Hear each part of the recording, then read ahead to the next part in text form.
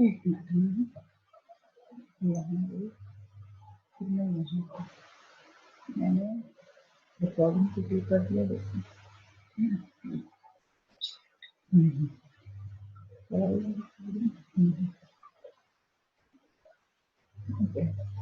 Hello everyone, this is Pratibha Pandit from St. Andrews Institute of Technology and Management, Farooq Nagar, Gurugram. I'm ready here for presenting a lecture on design of concrete structure 2. This is my lecture number 21, and I am taking bunker and flaws as my topic today. And I already made two previous lecture about this particular subject topic, and we can do one numerical and design portion today. So guys, we will start now.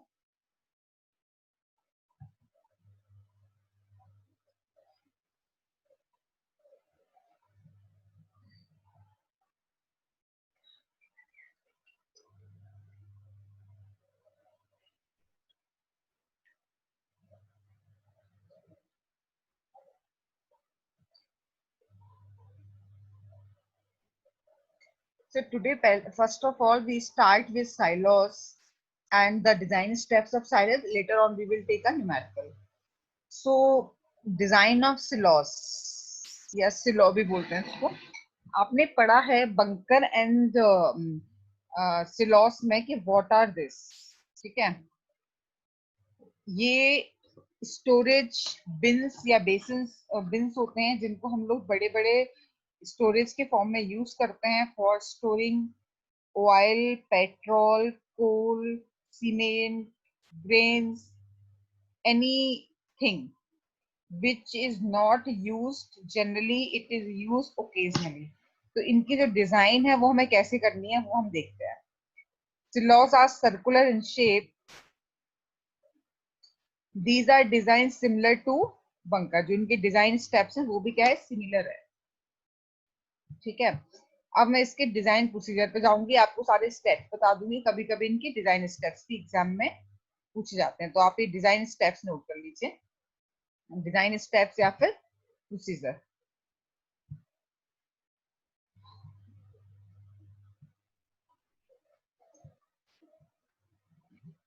First है आपका calculation of horizontal pressure. Silos जो आप बनाएंगे, मैंने आपको कल बताया था कि बंकर जो हम डिजाइन करते हैं उसके लिए जो बेस होता है वो हॉरिजॉन्टल फोर्स होता है. हॉरिजॉन्टल फोर्स जो मटेरियल आप भरेंगे वो क्या फोर्स इंसर्ट कर रहा है वॉल्स पे, वो as a horizontal force act हम लेके चलते हैं. उस हिसाब से उनकी वॉल्स को हम डिजाइन करते हैं. सिमिलरली बाहर वाली वॉल्स के लिए भी हम करते हैं. बाहर से जो एयर प्रेशर आएगा वो भी हम इंक्लूड करते हैं. ठीक है, तो इनके लिए जो थ्योरी थी जिसको हम लोग कोरिलेट करते थे वो थी रैंकाइन्स अर्थ प्रेशर थ्योरी. ठीक है, यहाँ पे आप देखिए, by using the code provision use करके find the horizontal vertical pressure at different depth at some interval 3, 4 and 5 metre.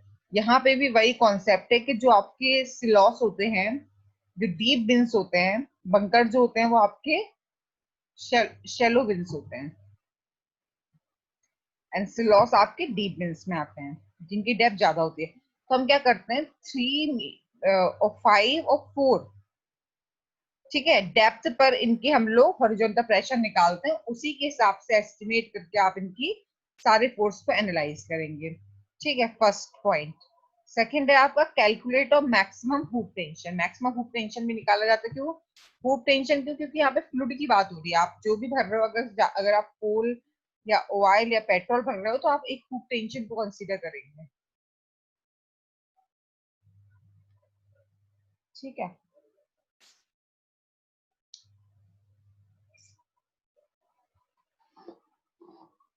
तो हुप टेंशन क्या है आपकी? हुप टेंशन का जो फॉर्मूला है वो है आपका H F is equal to P H maximum D by 2. जो आपका प्रेशर है into maximum pressure into depth by 2. जितनी डेप्थ पे आप हुप टेंशन निकालना चाह रहे हैं, तो ये फॉर्मूला आपको ध्यान रखना पड़ेगा. Step number 3, design of wall plate. ये सारी चीजें हमने बंकर्स में भी की थी. Calculate total vertical load, self weight, weight of lining, weight of top cover. ठीक है, इसके बाद आप निकालते हैं कैलकुलेट वर्टिकल लोड्स। ठीक है, इसके बाद आप क्या कैलकुलेट करते हैं, calculate thickness of the plate from the combined loading. जो आप वॉल प्लेट दे रहे हैं उसकी थिकनेस आपको फाइंड करना होता है। जैसे हम ओवरऑल डेप्थ डी निकालते हैं वैसे हमें थिकनेस, तो आप पॉइंट्स वाइज नोट करते जाइए। इसके बाद आता है step number 4, design of hopper. Hopper क्या होता है, जैसे बंकर जो है, मैंने इससे कल क्रॉस सेक्शन आपको दिखाया था, वॉल्स होती हैं, टॉप पोर्शन होता है और नीचे एक हॉपर इंक्लाइन मेंबर्स से बना हुआ एक हॉपर शेप होता है। ठीक है, तो आप उसमें जो वर्टिकल लोड आ रहा है उसको कैलकुलेट कर लेंगे कि ऊपर से जितने भी मेंबर्स हैं या जो मटेरियल है या जो प्लेट या जो स्टिफनर्स है उनका लोड क्या आएगा, तो वो आपका वर्टिकल लोड हो जाएगा। उसके बाद उस वर्टिकल लोड के अलावा डायरेक्ट टेंशन और क्या आ रहा है, वो तो वर्टिकल लोड हो गया, बाकी कोई और मेंबर लगा है तो डायरेक्ट टेंशन कितना इंसर्ट कर रहा है, उस हिसाब से आप हॉपर की थिकनेस को निकालेंगे। थिकनेस के लिए जो फॉर्मूला आपको यूज करना है वो है direct tension divide by sigma 80 into 1000। ये फॉर्मूला भी आपको नोट करना है।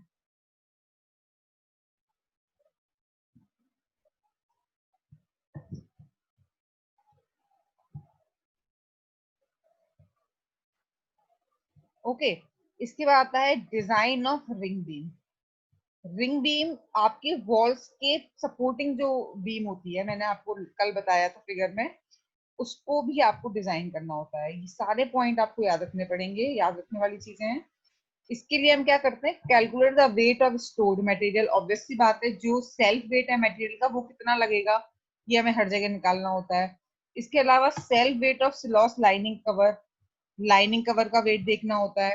ठीक है, calculate the reaction SFD BMD torsion and compression. इसके अलावा जब आप रिंग बीम को डिजाइन करोगे, बीम को डिजाइन करने के लिए क्या आप निकालते हो, शेयर फोर्स, बेंडिंग मोमेंट, कौन कौन से फोर्स, उसमें किस किस तरीके की रिएक्शंस होंगी, तो वो आपको देखना होता है। ठीक है, फिर आप कुछ परमिसिबल जो वैल्यूज होती है कोड से डायरेक्टली हम इन सारी वैल्यूज को लिख लेते हैं। ये जो आपने पढ़ा है सिग्मा ए सी सिग्मा सी बी से, तो ये तो हम डायरेक्टली लिख लेंगे। चेक द कंबाइंड स्ट्रेस, और भी कोई स्ट्रेस लग रहा है तो उसको भी हम लोग कंसिडरेशन में ले लेते हैं।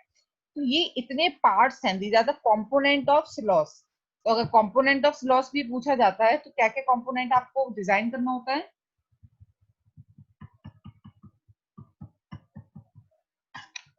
पहला तो ये कि आप load as a horizontal pressure लेते हैं, हुक टेंशन लेते हैं, वॉल प्लेट आपको डिजाइन करनी है, आपको हॉपर डिजाइन करना है, रिंग बीम आपको डिजाइन करनी है। तो ये सारे कंपोनेंट्स क्या है आपके कंसीडरेशन में, जिनको आपको लेना होता है। ठीक है, so this is the design steps, these 5 you may write down.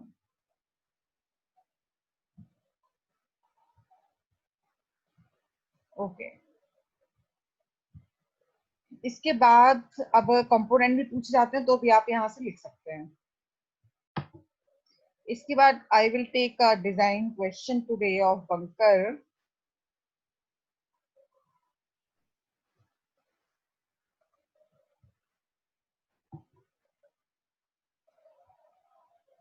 आप इस डिजाइन प्रॉब्लम को नोट करिए, write down a design problem. तो ये जो आपका फिगर बना हुआ आएगा ये आपका क्वेश्चन है। क्वेश्चन क्या है,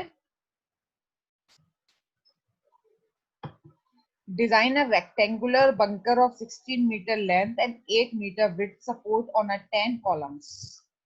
It stores मेज, कोई भी मटेरियल ले लो आप, लिक्विड मटेरियल ले सको। ठीक है, height of vertical portion 4 metre, height of hopper 4 metre. ये आपका बंकर है, ये इसकी वॉल हो गई, यहाँ पे बीम सपोर्ट भी होता है, ये हॉपर पोर्शन है, ये यहाँ पे ये ओपनिंग के लिए होता है और ये आपकी टॉप है। ठीक है, तो ये 8 है, ये 4 है, ये 4 है और ये नीचे 4 है, ये लिखा है सारी डायमेंशंस। स्टेप बाय स्टेप चलेंगे।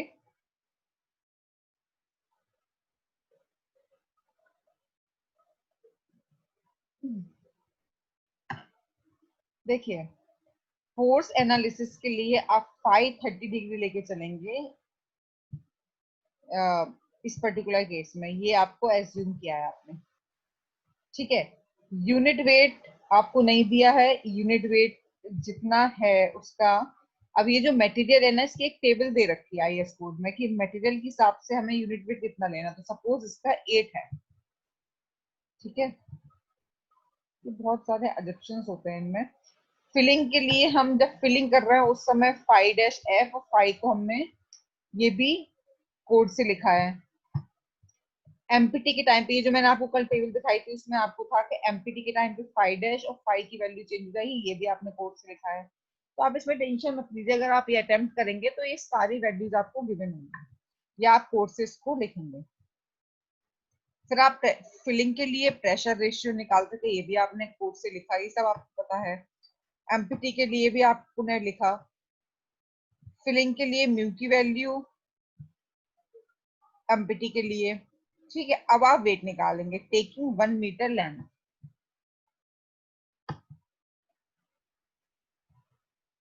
अब आप वेट निकालेंगे W1, ठीक है। अब मैंने आपको वेट जो बताया था कि आप वेट लेते हैं तो अलग अलग उसके लिए लेंगे ना आप। जैसे 1 मीटर लेंथ के लिए ही ले रहे हो तो वेट क्या हो जाएगा आपका, volume into unit weight. Unit weight आपने 8 लिया, वॉल्यूम क्या हो जाएगा आपका 4 ऊपर का है और हाइट क्या है 3.5।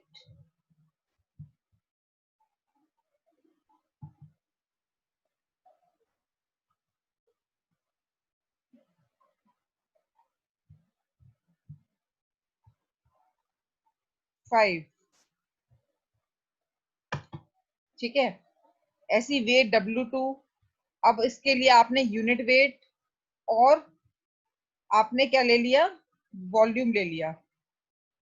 वॉल्यूम क्या हो गया, एरिया इंटू विड्थ। विड्थ तो 1 मीटर है, एरिया क्या हो जाएगा आपका, ये 4 है, ये 3.5 नहीं है 4 है एरिया। तो अब आप एरिया कैसे लेंगे, इसका एरिया के लिए आप इसका प्रेशर डायग्राम अगर ड्रॉ करेंगे तो वो ट्राइंगल बनेगा। ट्राइंगल बनेगा तो 1/2 1/4, तो ये आ गया आपका। ऐसे आपने W3 लिखा, तो आपने ट्राइंगल बना, 3 शेप में उसको डिवाइड किया और आपने W3 निकाल लिया। इसके बाद आप आएंगे हॉरिजॉन्टल। आर एक हम निकालते थे, AYP होता है area by wetted perimeter. Area कितना हो गया,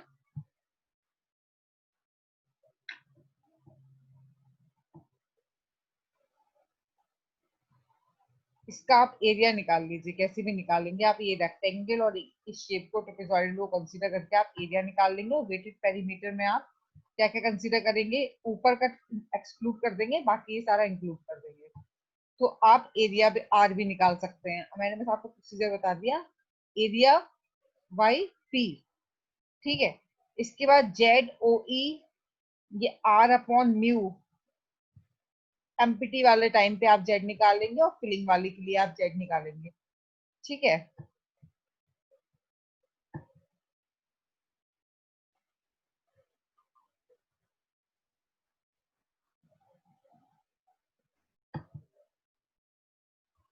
अगर हम इस पॉइंट को ए, इसको बी, इसको सी, इसको डी कंसीडर कर लेते हैं तो ये हर एक पॉइंट के लिए सारी वैल्यूज है।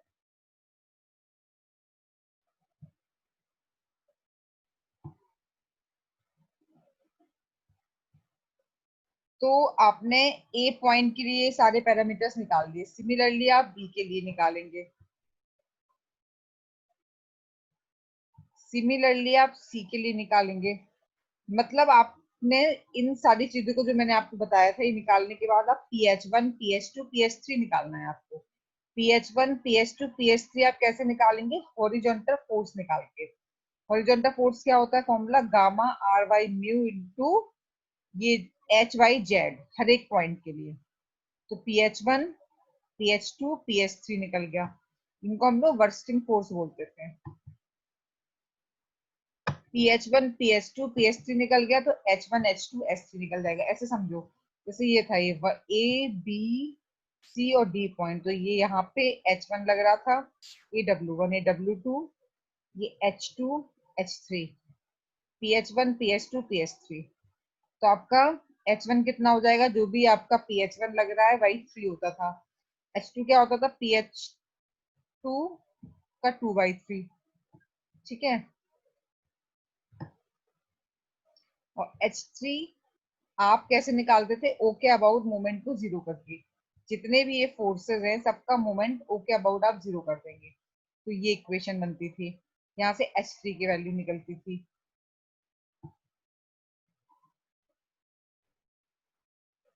ठीक है।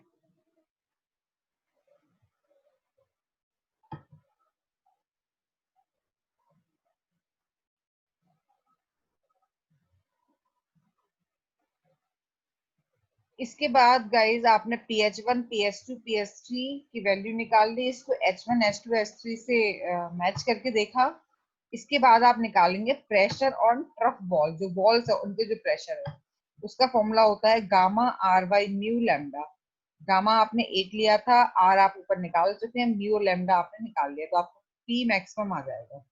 हर एक पॉइंट के लिए आप ऐसे वर्टिकल प्रेशर निकाल लेंगे, हर एक पॉइंट जितने भी पॉइंट्स हैं। ठीक है।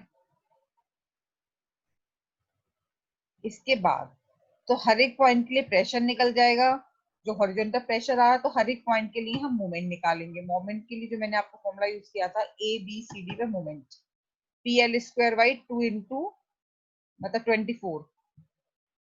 तो प्रेशर हर एक पॉइंट के लिए जो उसकी लेंथ है अपॉन 24, जितना भी आपका आ जाएगा उस मोमेंट का यूज करके आप थिकनेस लेंगे। थिकनेस को आपने निकाला इस फॉर्मूले की हेल्प से, under root 6m1 upon sigma BC into L। फिर आप थिकनेस को एज्यूम कर लेंगे। ठीक है। इसके बाद आता है design of inclined stiffness in a truck. तो लेंथ ऑफ ट्रक हमें एज्यूम करना है, सपोज 5.32 लेते हैं हम, अराउंड 5 से 6 के बीच में। तो इसके लिए बेंडिंग मोमेंट अगर हम स्टिफनेस के लिए लेंगे, अब स्टिफनेस कहाँ लग रहे हैं आपके? ओपनिंग पे लग रहे हैं, जो नीचे जो पोर्शन है वहां पे क्या लग रहा है आपका? W3H। तो वहां पे भी हमने प्रेशर निकाल दिया, प्रेशर निकाल दिया, और सॉरी वहां पे हमने मोमेंट निकाल दिया, जो जो फोर्स वहां पे आ रहे थे उसको कंसीडर करके मोमेंट निकाल दिया। मोमेंट से T निकाला है, और T को देखते हुए फिर हम लोग इसमें AST निकालेंगे। ठीक है।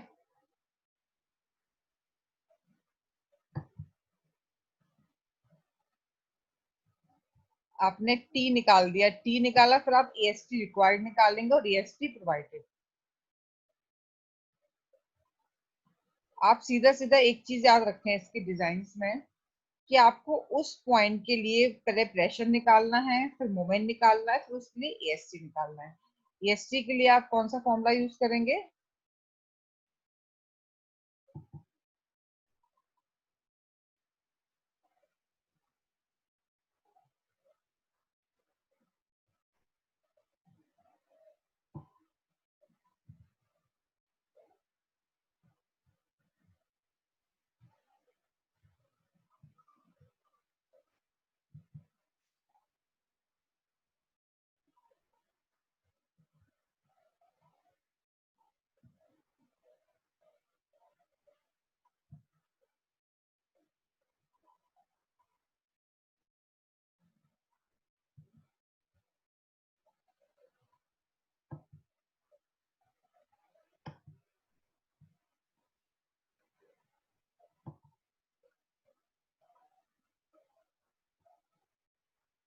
ओके गाइस, एक सेकंड।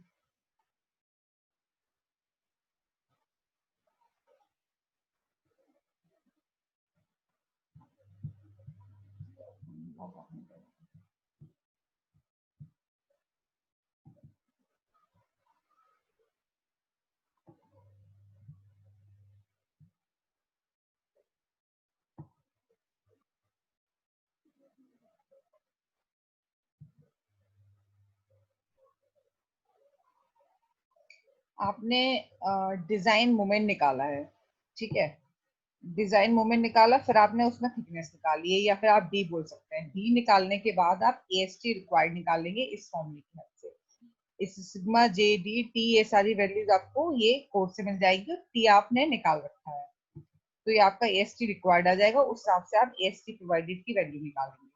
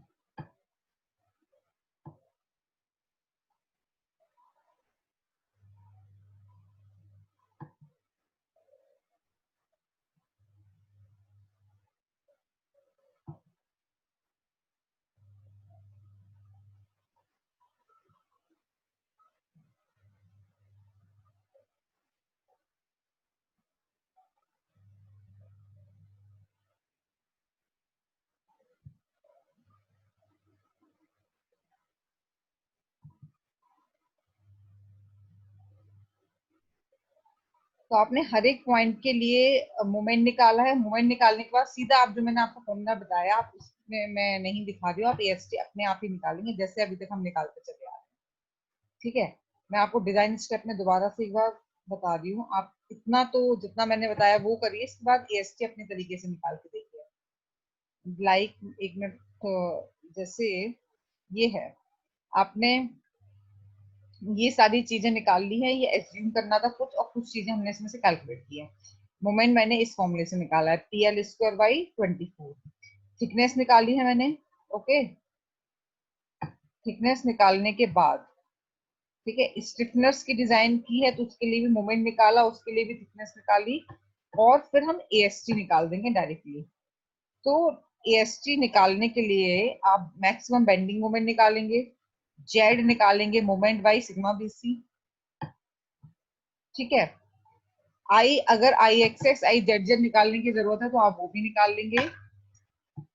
ठीक है, हर एक पॉइंट के लिए आपने मूवमेंट निकाल ली, जितने भी पॉइंट्स हैं, जिन जिन पे आपको क्रिटिकल पॉइंट आप ले रहे हैं, और फिर आप जैसे एएसटी जो मोमेंट आ गया, फिर आप वही 0.87 FY ASTD ब्रैकेट वाला वो वाला फॉर्मूला लगा के वहां से एएसटी रिक्वायर्ड निकालेंगे, फिर आप अपने हिसाब से एएसटी प्रोवाइडेड करेंगे।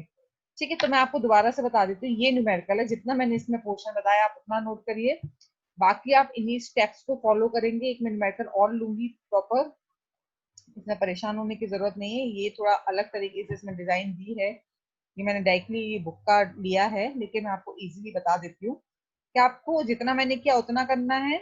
हर एक पॉइंट पर मोमेंट निकालना है, फिर एएसटी रिक्वायर्ड निकालना है, फिर अपने हिसाब से एएसटी प्रोवाइड, जैसा हम एएसटी अभी तक निकालते आ रहे थे 0.87 FY/ASTD 1 माइनस, उस फॉर्मूले से आप एएसटी रिक्वायर्ड निकालेंगे, फिर एएसटी प्रोवाइडेड हम अपने आप कितने के बार्स प्रोवाइड करने हैं वो हम डिसाइड करेंगे। हर एक चीज को, वॉल्स के लिए, टॉप के लिए, हॉपर पोर्शन के लिए आप ऐसे ही उसको डिजाइन करेंगे। ठीक है, इस वॉल्स के लिए देखेंगे इसमें कितना मेन बार लगने, कितने डिस्ट्रीब्यूशन बार लगने, यहाँ कितने मेन बार कितने डिस्ट्रीब्यूशन, सेम या हॉपर पोर्शन के लिए। तो आप हर एक जैसे critical point A B C D ऐसे नाम दे दीजिए, और उन पॉइंट के लिए आप मोमेंट निकाल लीजिए, मोमेंट की मैंने आपने फॉर्म बताया, और फिर आप वहां से एसटी रिक्वायर्ड निकाल के एसटी प्रोवाइडेड निकाल लीजिए। ओके,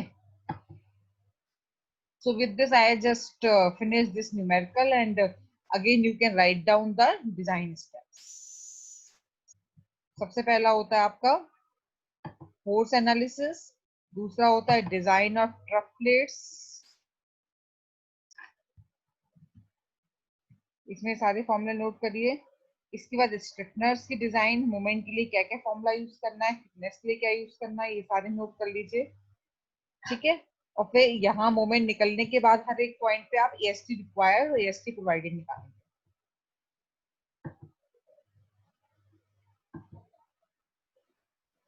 तो ये बंकर और सिलॉस के थे, मैंने आपको सिलॉस के डिजाइन स्टेप्स बताए हैं। बंकर्स के बारे में मैंने आपको कल बताया था कि बंकर्स क्या होते हैं। Bunkers are large storage bins, and it is known as the shallow bins, and जो आपके स्लॉस होते हैं वो आपके डीप बिन्स होते हैं। ठीक है, so guys, with this I am just finishing this unit, this topic. I will take one complete design in my next lecture. So if you are facing any problem, kindly let me know, and I will definitely take it